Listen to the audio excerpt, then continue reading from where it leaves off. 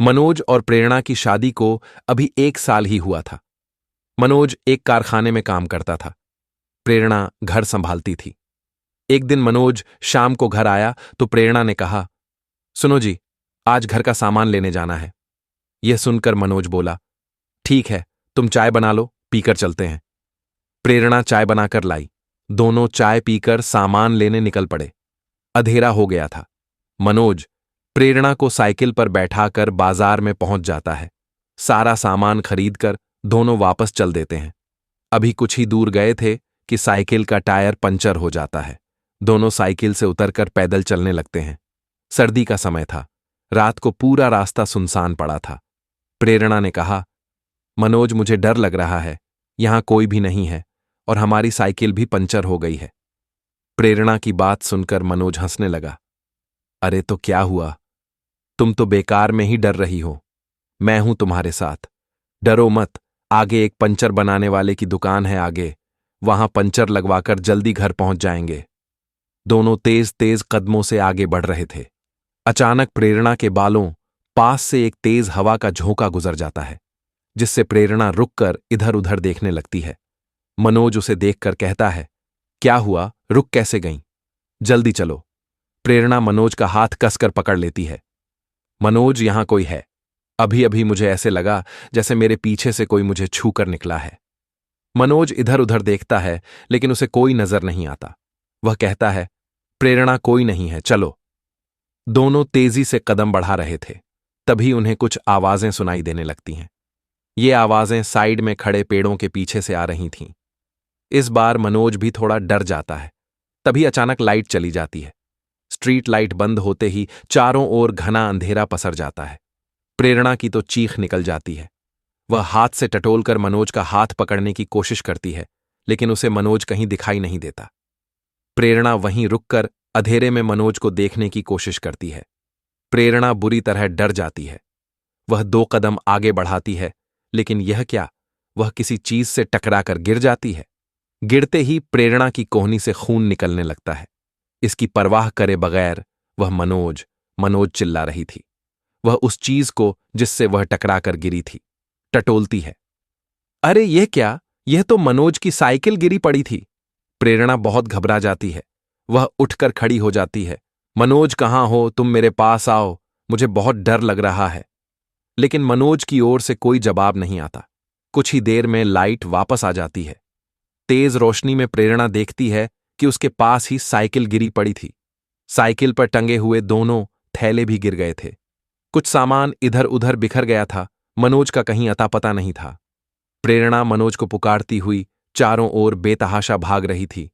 मनोज, मनोज, कहाँ हो तुम? मुझे बहुत डर लग रहा है। लेकिन सब बेकार। वह सड़क के किनारे बैठकर रोने लगी। वह नीचे सिर झुकाए बैठी थी। तभी किसी ने उसके कंधे पर हाथ रखा। प्रेरणा ने पलटकर देखा। उसके बराबर में मनोज खड़ा था। मनोज, तुम कहाँ चले गए थे? मैं कब से तुम्हें पुकार रही हूं। जान तो हो मैं कितना परेशान हो गई थी।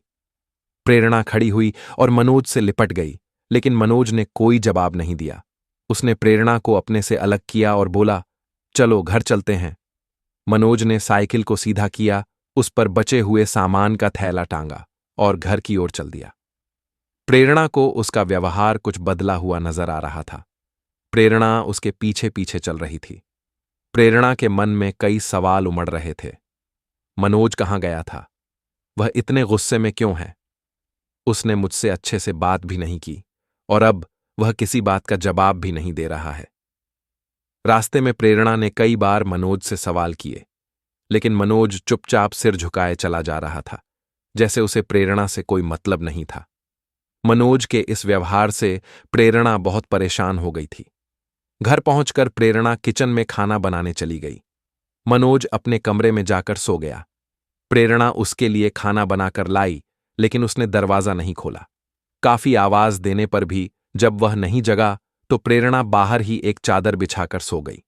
सुबह प्रेरणा ने मनोज से बात करने की कोशिश की तो वह गुस्से में बोला, मैं तुझसे नफरत करता हूं, दूर रह मुझसे। मनोज की आंखें लाल अंगारे की तरह दहक रही थीं।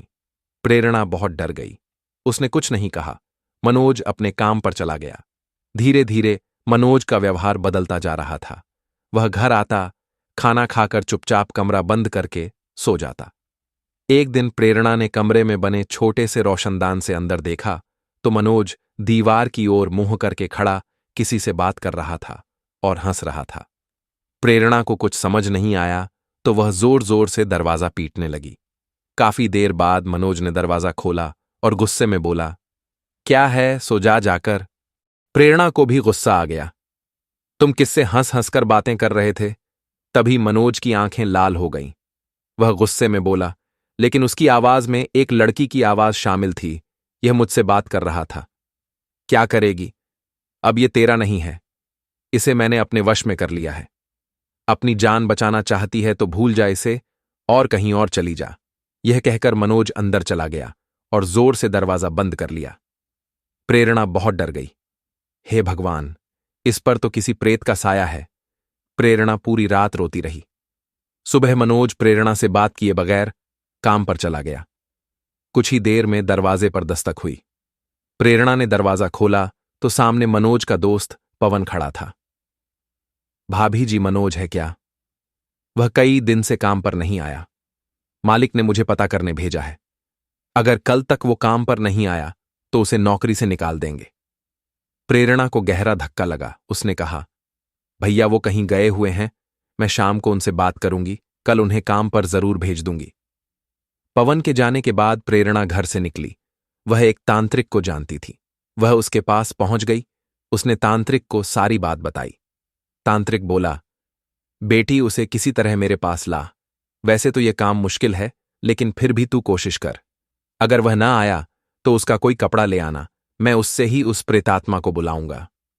शाम को प्रेरणा ने मनोज के आते ही उसे रोका और बात करने बैठ गई। मनोज, मुझे मालूम है तुम मुझसे नफरत करते हो, लेकिन तुम काम पर भी नहीं जा रहे हो। अगर तुम कल तक काम पर नहीं गए तो तुम्हारी नौकरी चली जाएगी। मनोज गुस्से में बोला, मैं वो 2 टके की नौकरी नहीं करूंगा। वैसे भी मैं अब कोई काम नहीं करूंगा। प्रेरणा ने प्यार से मनोज को कहा, अच्छा मत करना, बस मेरी एक बात मान लो। कल मेरे साथ चलना, मैं तुम्हें किसी से मिलवाना चाहती हूं। मनोज ने कहा, मैं तेरे साथ कहीं नहीं जाने वाला। तेरा मेरा रास्ता अलग अलग है। यह कहकर वह अपने कमरे में चला गया और दरवाजा बंद करके बैठ गया। अगले दिन प्रेरणा मनोज की कमीज लेकर तांत्रिक के पास गई। तांत्रिक ने तंत्र मंत्र करना शुरू किया। कुछ ही देर में मनोज वहां गुस्से में आया और लड़की की आवाज में बोला, तूने मुझे यहां बुलाया है। तू और इस तांत्रिक दोनों को मैं मार दूंगी। यह देखकर प्रेरणा रोने लगी। उसे बहुत डर लग रहा था। तांत्रिक ने कुछ और मंत्र पढ़कर एक बोतल से पानी लेकर मनोज पर फेंका। पानी पड़ते ही मनोज अपनी आवाज में चिल्लाने लगा, प्रेरणा, मैं मर जाऊंगा, मुझे बचा लो, ये तांत्रिक मुझे मार देगा। प्रेरणा बोली, बाबा इन्हें छोड़ दो, इन्हें बहुत तकलीफ हो रही है। तांत्रिक ने हंसते हुए कहा, चिंता मत कर, ये सब उसकी चाल है। चुपचाप बैठ, देख मैं क्या करता हूं। तांत्रिक आंख बंद करके मंत्र पढ़ता और फिर पानी मनोज पर फेंक देता। कुछ देर में मनोज लड़की आवाज में बोला, ठीक है, अभी तो मैं जा रही हूं, लेकिन मैं इसे छोड़ूंगी नहीं। मनोज बेहोश होकर एक ओर लुढ़क गया। तांत्रिक बोला, जा ले जा इसे अपने घर। मैंने इसे उस पिशाचिनी की कैद से आजाद कर लिया, लेकिन ध्यान रखना, वो फिर आएगी। पिशाचिनी इससे प्यार कर बैठी है। वो इतनी आसानी से इसका पीछा नहीं छोड़ेगी। जब भी तुझे इसका व्यवहार बदला नजर आए, तुरंत मेरे पास आ जाना। प्रेरणा ने मनोज के मुंह पर पानी के छींटे मारे। मनोज उठ गया, जैसे वह किसी नींद में से जागा हो। मनोज बोला, अरे मुझे क्या हुआ था? मैं यहां कैसे आया? तुम रो क्यों रही हो? प्रेरणा ने कुछ नहीं कहा। वह मनोज को घर ले आई। अगले दिन मनोज काम पर भी पहुंच गया। सब कुछ पहले जैसा चल रहा था, लेकिन प्रेरणा अब हमेशा डरी रहती थी कि क्या वो पिशाचिनी फिर आएगी। क्या हुआ मनोज के साथ? क्या तांत्रिक की बात सच हो पाई कि पिशाचिनी इससे प्यार कर बैठी है? जानेंगे अगले भाग में। अगर आपको ये कहानी पसंद आई तो वीडियो को लाइक करें, हमारे चैनल को सब्सक्राइब करें